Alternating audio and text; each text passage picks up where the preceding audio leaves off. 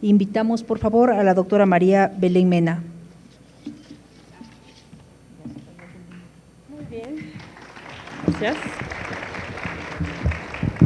Yo quisiera saber si puedo sacar el micrófono y me sentiría más cómoda abajo. ¿Algún caballero que me dé la mano, por favor? Gracias, doctor. Tengo tendencia a caerme en los escenarios. Una vueltita. Gracias. Ok. Bueno, buenos días con todos. Me da mucho gusto ver, hay muchos estudiantes acá. Daniel, Carlitos y yo fuimos compañeros en la universidad y creo que los estudiantes de hoy son los más seguros de que es el potencial más importante en el que estamos invirtiendo nuestra vida. Yo hoy represento al Ministerio de Salud Pública, pero soy profesor de farmacología en la Universidad Central del Ecuador. Siguiente, por favor. Ya. Voy a hablar acerca del acceso a los medicamentos esenciales. Básicamente la presentación tendrá brevemente algo del marco legal, definiciones esenciales, algo del panorama de las necesidades de salud, un poco de ejemplos de las distorsiones entre consumo, mercado y necesidad, el estado situacional de algunas de las muchas enfermedades prioritarias del Ecuador en donde no tenemos medicamentos esenciales y las conclusiones. Siguiente. El marco legal. Nosotros como país tenemos uno de los marcos legales más espectaculares del mundo. Cuando uno lee que la salud es un derecho que garantiza el Estado y luego dice que el Estado será responsable de garantizar la disponibilidad y acceso a medicamentos de calidad, seguros y eficaces, regular su comercialización y promover la producción nacional. Entonces nos estamos dando cuenta de que desde la Constitución se nos está dando una garantía de derechos. La Constitución enmarca el ser y el quehacer de la ruta del país. Y cuando miramos estos artículos, pues son fascinantes. Siguientes. Luego el marco legal, la Ley Orgánica de Salud, es responsabilidad del Ministerio de Salud Pública regular y realizar control de los productos, formular políticas y desarrollar estrategias y programas para garantizar el acceso y la disponibilidad de medicamentos de calidad. Entonces el tema de la rectoría no es un tema de rector por control y por molestar o por molestar a la industria nacional, es un tema porque la autoridad sanitaria tiene entre sus deberes ser el garantizar el acceso a medicamentos esenciales y una de las formas más importantes de lograrlo es controlar, regular, fortalecer, incentivar, lo que sea, a la oferta de medicamentos que nos permita garantizar tener esos medicamentos esenciales que sirven para salvar vidas. Siguiente. ¿Qué es un medicamento esencial? Básicamente hoy voy a hablar de los medicamentos esenciales. Me encanta esta definición. Medicamentos esenciales son aquellos que sirven para satisfacer las necesidades de atención de la salud de la mayoría de la población y deben estar disponibles en todo momento, en las cantidades adecuadas, en las formas farmacéuticas que se requiera, a un precio asequible para las personas y la comunidad. Es la definición de la Organización Mundial de la Salud. De nada sirve un medicamento que está en la Constitución, que está en el Cuadro Nacional de Medicamentos Básicos, si al final del día el paciente que vive en Chone, en Manglar Alto, en donde sea, no tiene ese medicamento. Siguiente. Más de un tercio de la población en el mundo no tiene acceso a medicamentos esenciales. No es un problema solo del Ecuador. En África, menos del 50% de la población tiene acceso a medicamentos regularmente. En Ecuador, pensaríamos estar muy diferentes, pero estamos avanzando. 64% de la población tiene acceso. Todavía existen debilidades en los sistemas de salud con un impacto negativo en la situación de salud. Siguiente. ¿Cuáles son las perspectivas sobre los medicamentos esenciales, las perspectivas políticas?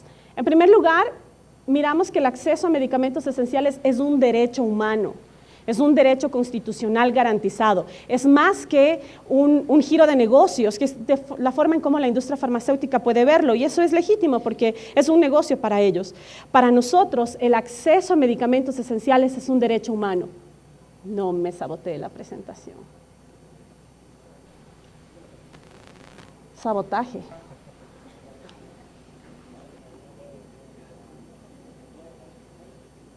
Ya, quietitos, no respiren.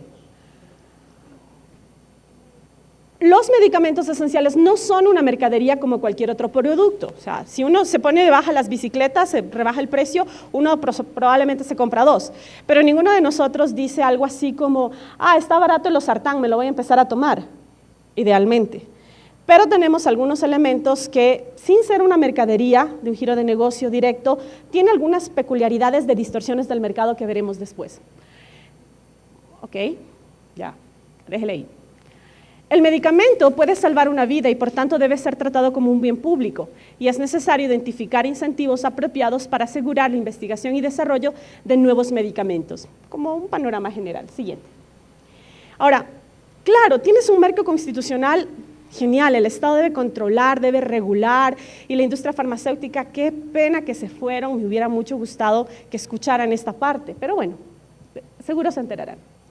En el ARSA hay alrededor de 13.451 medicamentos registrados, o sea, tenemos más de 13.000 medicamentos con registro sanitario, de los cuales cerca del 70% son de marca. La marca no cura, el principio activo lo hace, pero tenemos una relación de 70-30 versus genéricos. El crecimiento del mercado farmacéutico ecuatoriano entre 2007 y 2012 fue del 56%. En 2007, de 680 millones de dólares por año, pasaron a 1.142 millones de dólares en el año. Es decir que realmente ha habido un incremento enorme, enorme. Y gran parte de este incremento de la industria farmacéutica ha sido porque el principal comprador ha sido el Estado. Cuando garantizas que la salud es un derecho gratuito y garantizas medicamentos gratuitos, ha sido el Estado el que más ha invertido en la compra de medicamentos, eso es innegable. Ahora, con tantos medicamentos uno pensaría, ¿cuántos medicamentos hay en el cuadro nacional de medicamentos básicos? Entre medicamentos, principios activos, formas farmacéuticas y concentraciones, son alrededor de 750. De estos 750 es menor al 1% de lo que tenemos en el mercado. Pensaríamos que aquellos medicamentos que sirven para satisfacer las necesidades de salud de la población están garantizados. No obstante, cerca del 12% de este medicamento del listado esencial no puede ser cubierto por la producción nacional, no es ofertado y finalmente los ciudadanos perdemos. La Constitución dice en el artículo 363 que en el acceso a medicamentos los intereses de la salud pública prevalecerán sobre los económicos y comerciales. Sí, señores, nos interesa la matriz productiva, nos interesa la industria nacional, por supuesto, pero por encima de eso nos interesa la salud de los ecuatorianos. Nos interesa que todos los ecuatorianos tengan acceso a los medicamentos necesarios y que estos sean de calidad. Siguiente. ¿Cuál es la relación entre el perfil epidemiológico y el mercado de medicamentos? Es una irracionalidad. Vamos a ver por qué. Siguiente. Ok. ¿Por qué es una irracionalidad? Ahí parece que se me borró una diapositiva, se fue más abajo, no lo sé. Tenemos 13.000 medicamentos en el mercado, pero no tenemos cerca del 12% de los esenciales. Tenemos 161 combinaciones absurdas de nimesulide. Tenemos más de 300 combinaciones de calcio. Y no hay en este país una vitamina que garantice que yo cubra las necesidades terapéuticamente eficientes de alguien. Tenemos el mercado de vitaminas más esplendoroso, yo pienso que de América Latina, no sé cómo sea en otros países. Pero si yo hoy tengo un paciente que tiene deficiencia específica de vitamina B, ninguna vitamina del mercado tiene la concentración suficiente para yo tratar ese problema. Tenemos combinaciones a dosis fijas, absurdas, a veces irracionales, combinaciones subterapéuticas. De esos 14.000 medicamentos que abundan en el mercado, no se correlacionan con el perfil epidemiológico. ¿Qué puede afectar la disponibilidad? La rectoría, voy a hablar brevemente de cada elemento, la oferta de mercado, los precios, la competencia desleal, la preferencia de los prescriptores. Hay muchos elementos más, en esta tarde voy a hablar de estos 5. Siguiente. La rectoría. La rectoría es algo que se hace, no se dice, y cada vez la rectoría en salud tiene que irse fortaleciendo. El rector en salud es el Ministerio de Salud Pública. Pero ¿por qué muchas veces esta rectoría en el área de medicamentos se ve debilitada? Esto es algo que salió cuando estábamos trabajando con Carlos en la construcción de la Política Nacional de Medicamentos, opinando, y es que es la forma en cómo miramos el medicamento. Para la parte de salud, que representamos, el medicamento es un bien social, un bien público al que todos tenemos derecho. Las limitantes en la disponibilidad y acceso pueden tener un impacto negativo en la salud de la población y en la forma de ejercer justicia en la distribución de recursos dentro de la sociedad. Señores, desde el punto de vista de salud pública es como lo vemos. O sea, finalmente no es el giro de negocio lo que más importa. Lo que más importa es que el paciente que vive en el lugar más lejano tenga acceso a ese medicamento y consideramos eso es justicia en la distribución de recursos dentro de la sociedad. El 12% de medicamentos esenciales no están disponibles, pero el 70% o más de oncológicos nuevos, MeToo, de última generación, que no satisfacen las necesidades de salud, ya tienen registro sanitario en el Ecuador. Es decir, estamos agotando los sistemas de registro sanitario, agotando a las entidades públicas, registrando medicamentos con muy poco valor terapéutico y estamos olvidando aquellos que, insisto, son los esenciales. Sin embargo, desde el punto de vista económico, es un negocio y es un buen negocio. Eso no es malo, es un negocio. Es una mercancía que se ajusta al mercado y no a la necesidad de salud de la población. Es entonces cuando entendemos tal vez la molestia legítima de cómo así van a participar las internacionales y estas cosas que a veces en otros escenarios genera algo de incertidumbre. Bueno, no importa de dónde venga, con que venga el medicamento de calidad, seguro y eficaz que los pacientes necesitan. Si todos saliéramos de aquí y nos intoxicáramos con alcohol metílico ilegal, no habría forma de darnos el medicamento que podría revertirlo, porque no está en el país. Se espera que haya un incremento del 30% de mordeduras de serpientes por la corriente del niño. Y el mercado nacional no lo provee. Y cuando tú hablas enfermedad por enfermedad, te das cuenta de la deuda pendiente que tenemos como país para suplir estas necesidades. Siguiente. En el 2014, solo voy a citar un ejemplo, en el 2014, de los medicamentos que se intentaron adquirir, 121 medicamentos fue imposible de adquirirlos. ¿Qué medicamentos? Bueno, entre los 121, carbón activado, morfina, melfalán, streptokinasa, fenobarbital, loperamida, protamina, naloxona, hidralazina. Por Dios, carbón activado. Eso es para suspirar viendo esto. En el 2015 hay 91 medicamentos que no los podemos conseguir.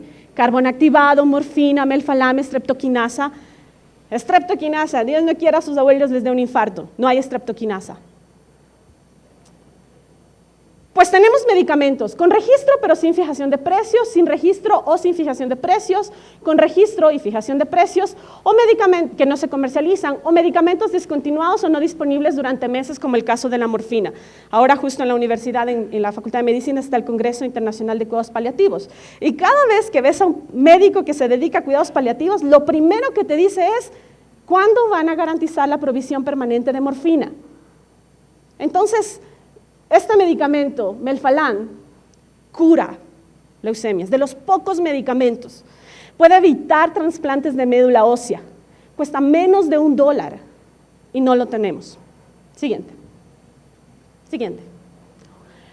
Las distorsiones entre consumo, mercado y necesidad, lo que les decía antes. La nimesulida y la pseudoefedrina no son esenciales, no son parte de la lista ni de la OMS ni del cuadro nacional de medicamentos básicos. Su balance riesgo-beneficio es desfavorable, señores. En este país nadie se va a morir si no los tenemos. Posiblemente gente deje de morir. Pero están disponibles. Miren, 161 opciones de pseudoefedrina y 59 de nimesulide. De todos los colores, sabores y de todas las formas farmacéuticas. Es una producción que tiene una mirada de un medicamento como un negocio, pero no una mirada de acceso a medicamentos esenciales. Siguiente.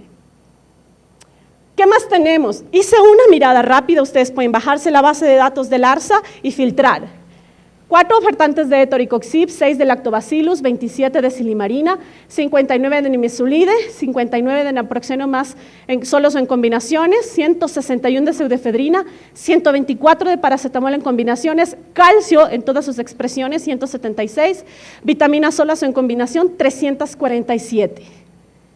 El balance de riesgo-beneficio es bastante cuestionable, excepto el calcio que en algunas indicaciones que no es osteoporosis, puede tener necesidad de existir. Este es el mercado nacional. Es distorsionado. Siguiente. Los precios. Otro elemento que puede limitar el acceso son los precios de los medicamentos. Melphalan dólar, pero tenemos oncológicos que no te aportan mucha eficacia terapéutica, pero que están por encima de un umbral de precio. El porcentaje de la supervivencia de algunos medicamentos tiene pobre correlación con el costo de los mismos. Esto es de un estudio que evalúa 95 oncológicos. Oncológico que ayer se aprobó la FDA, pasado mañana lo tenemos aquí en el Ecuador. Costoso, con un aporte terapéutico a veces cuestionable. Siguiente. Otro elemento, siguiente, es la competencia desleal. Desde 2002 a 2012, la FDA aprobó 71 medicamentos convencionales o productos biotecnológicos para el tratamiento de algún tipo de cáncer. En esta revisión se concluye que el efecto beneficioso promedio de estos tratamientos es de 2.1 meses. Pero miren esto. Existe una ilustración concreta de la importancia de la política de fijación de precios de los medicamentos, en el extremo opuesto del recorrido de los precios. Cuando los precios de medicamentos de eficacia demostrada caen por debajo de un nivel determinado, los fabricantes dejan de producirlo, lo que causa desabastecimientos. Es por eso que la rectoría debe reflejarse en estas distorsiones de mercado. O sea, no hay Melphalan, pero hay bortezomib, $147,000. Cuando te tienes que ir a tercera línea, cuando lo podrías hacer con un medicamento esencial sin patente, etcétera, etcétera, etcétera. Siguiente. Las licencias obligatorias como elemento para garantizar acceso a medicamentos esenciales. La licencia obligatoria es una forma de que si un medicamento tiene patente, un país pudiera producirlo sin tener que pagar los precios a los que los fabricantes los quieran dar. Es una estrategia, pero insisto, debe ser pensada desde la política de acceso a medicamentos esenciales para los fines de garantizar, satisfacer las necesidades de salud. ¿Qué pasa? En el Cuadro Nacional de Medicamentos Básicos de la 9ª revisión, me atrevo a decir que no son ni 5 o 2 aquellos de patente. O sea, el que tengan patente no es el problema. Sin embargo, Ecuador ha sido pionero y aquí tenemos mucho que reflexionar, no se ve esta parte, pero en el año 2009 Ecuador, mediante un decreto ejecutivo, ha logrado emitir algunas licencias obligatorias, creo que es alrededor de 34. Siguiente. Pero entonces viene el tema, de nuevo, de cómo miras el medicamento. Alguien pidió licencias obligatorias para etoricoxib, que no es esencial, que nadie se va a morir en este país si no hay, que es un medicamento peligroso. Pero ¿cuál fue la lógica de análisis de algunas miradas? Ahorro del 99% porque de 84 centavos bajará a 0.08. O sea, no. Este medicamento no es esencial, no garantiza nada, nadie, insisto, va a morir si este medicamento no hay. Y volvemos a desviar la mirada de los medicamentos esenciales, que debiera ser nuestra ruta y nuestro caminar como país en tema de salud pública. Siguiente. La preferencia de los prescriptores es otra cosa que puede afectar la disponibilidad de medicamentos esenciales. Este es un recorte de periódico que llegó a mis manos en 2015, en febrero, donde le entrevistan a alguien que dice que no recibió todos los fármacos. Explicó que durante 5 meses no había la medicina hidroxiurea en la farmacia del hospital y que tampoco le vendían en otros locales. Medicamento esencial. Resulta que le dieron fosfato de ruxolitinib que cuesta miles de dólares. Dele la siguiente, voy terminando. Siguiente, ya, no se ve bien, podrán tener acceso a la presentación. Ruxolitinib no es recomendado en Escocia, porque es muy costoso, pero nosotros teníamos prescribiendo una unidad de salud pública del IES, que luego fue intervenida. O sea, no tienes lo esencial, pero tienes lo que es no esencial y es más costoso y que otros países no lo cubren. Eso debe ser observado profundamente. Siguiente. El viernes pasado estuve en el Baco Ortiz, en una reunión más caliente que la de la mañana. Y esta frase me impactó. No le pido nada que esté fuera del Cuadro Nacional de Medicamentos Básicos, no le pido nada caro, le pido que nos garanticen la provisión permanente de los medicamentos esenciales, aquellos que pueden curar las leucemias de mis niños, lo dijo el oncohematólogo. Se paró y dijo, mire, ¿Sabe cuántos niños se podrían salvar si tuviéramos estos medicamentos esenciales que son baratos? ¿Y qué respondes ante eso? Bueno, la industria nacional no lo tiene, tenemos que comprar de afuera. De allí la importancia de compras corporativas, de compras grandes, de compras como país. Porque cuando haces compras pequeñas, de pronto no es ni lucrativo para la industria, por 20 pacientes, por 30 pacientes. Pero para nosotros como país, un paciente es importante. Entonces tú puedes compilar la necesidad nacional y decir, como país tendremos, yo qué sé, 30 leucemias, necesitamos garantizar la provisión para 30 esquemas terapéuticos. Cuando haces compras así grandes, tú permites que aquellos medicamentos que salvan vidas puedan ser adquiridos. Siguiente. Para concluir, el mercado de medicamentos en el Ecuador ha crecido en la última década, nadie puede decir que no. Sin embargo, aún no es posible garantizar todos los medicamentos esenciales presentes en el cuadro nacional de medicamentos básicos, que es nuestra necesidad. Y de allí el mensaje también a la industria farmacéutica. Dejen un legado en este país, transfieran algo que pueda aportar también vida. Y que finalmente es un negocio, quien se ponga a fabricar carbón activado será el único proveedor y le comprarán todo.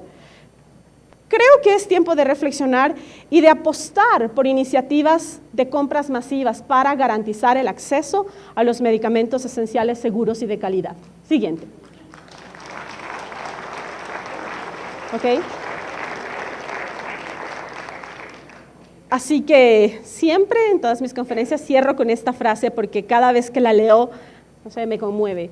Los medicamentos no tienen derecho a existir, sino como un instrumento de servicio, sueño de derecho de salud que sea priorizado con respecto de los intereses del mercado. Muchas gracias.